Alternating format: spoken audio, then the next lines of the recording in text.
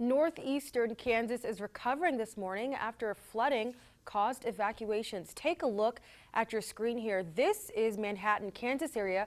This was yesterday. You can see high water causing a big headache for many. The area's Wildcat Creek flooded after heavy rains on Sunday night, and hundreds were forced to evacuate on Monday morning. Emergency crews going back and forth by boat to save pets and people. Fortunately, no injuries have been reported. Victims are glad they're safe, but they say this flooding has left its mark. A mess in there. It's bad. All of our stuff is ruined pretty much, so besides like clothes and easy things to clean. Authorities warn residents that while the water is receding in some areas, it's still rising in others. K-State released that luckily their campus wasn't affected by the flooding, so they set up emergency shelters at St. Thomas More Church and Potterf Hall on the Riley County Fairgrounds. And they do advise any student affected by the flooding to contact Student Life for help.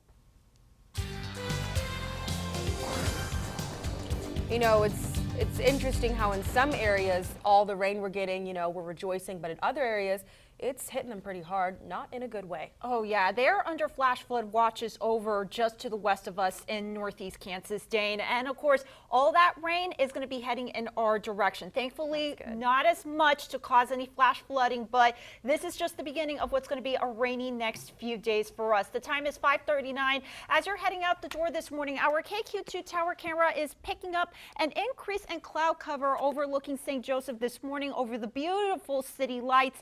But don't let that pretty picture fool you, because we're going to be seeing big changes over the next several days. Currently in St. Joseph, it's 73 degrees right now. The dew point's at 71. Humidity is at 93%, with winds coming from the southeast at 3 miles per hour. And it's those southeasterly winds that's making it mild and muggy out there this morning. Pressure is holding steady at 30.5 inches. Now, as we look into the rest of northwest Missouri and northeast Kansas, again, the southeasterly winds is what's helping us this morning.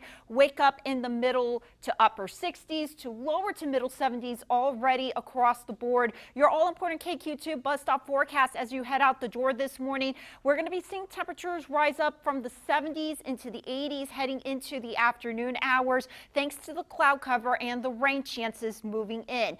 Right now, we are also waking up to cloudy skies overlooking our Tri-State 4 camera in Maryville this morning. The clouds right now on our KQ2 high-resolution satellite and radar are pretty thin, but you can see the thicker clouds and the light to heavy rainfall over parts of Nebraska and northeastern Kansas. This is the moisture that is responsible for the 2 to 9 inches of rain over parts of northeastern Kansas, and they're expecting an additional 2 inches of rain later on today. So that is why they are still under a flash flood watch through 7 p.m. Good news is no flash flood watches are issued for us here in northwest Missouri and northeast Kansas, but we are under a flood warning for areas along the Missouri River from Platte City up through Rockport through Thursday evening. And it is because of the additional rain chances that we're going to be experiencing that could cause the water levels near the Missouri River to rise. So if you live near the Missouri River, keep that in mind. So there's a lot of stuff going on across the U.S.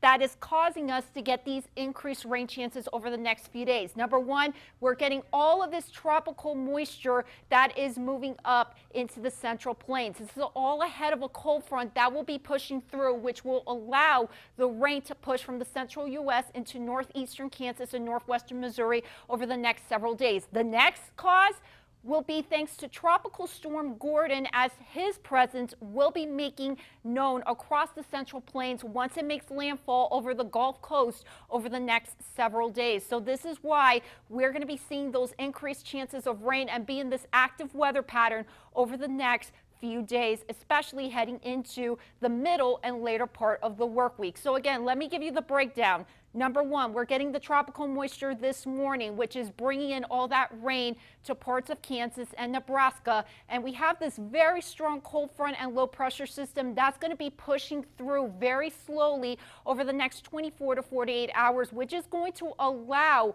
those rain chances to start increasing as that rain is going to start allowed to being pushed into northwestern Missouri and northeastern Kansas. As this cold front starts pushing through, it's going to stall out and it's going to allow Gordon to make a little curve towards our direction over the next several days. So here's a much closer look at our rain chances for the next 24 to 36 hours in your all-important KQ2 hour-by-hour forecast. Again, I'm expecting cloudy skies throughout the morning hours, but then as we go into the lunchtime hour, we'll start seeing light rain indicated by the green colors start moving into places like Rockport, into Falls City and Hiawatha, and then heading into the 3 o'clock hour, we'll start seeing that rain move into Maryville and Mount City, mostly moderate, indicated by the yellow to orange colors, and then we'll see cloudy skies heading into the evening hours, but then heading into Wednesday morning is when we'll really start seeing some heavy amounts of rain move into Maysville and into Bethany, into all of the KQ2 viewing area